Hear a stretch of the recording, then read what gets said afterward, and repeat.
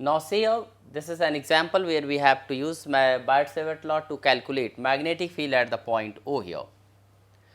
So now see here, this is the wire given here PQ, and then these two are the semicircular parts, and there is RS here. You have to get magnetic field totally at the point O.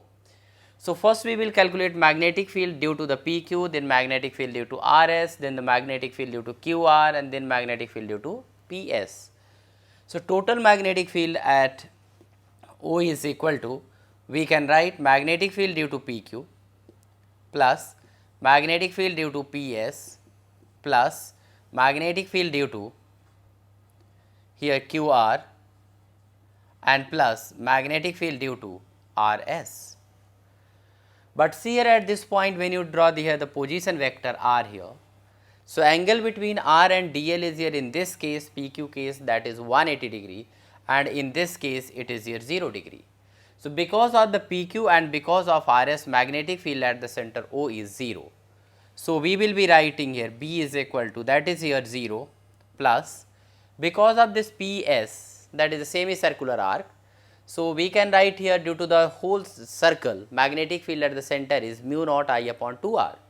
So due to semicircular part, it will become half of that.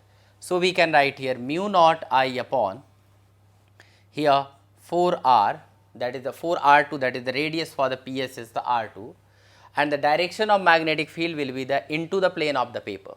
So we can write here minus n cap, and because of this QR, magnetic field is here plus mu naught I upon 4R1, but it is outward to the plane, that is n cap. So we can write net magnetic field at the point O is equal to mu naught I upon 4, and we can take 1 upon R1 minus 1 upon R2, that is n cap.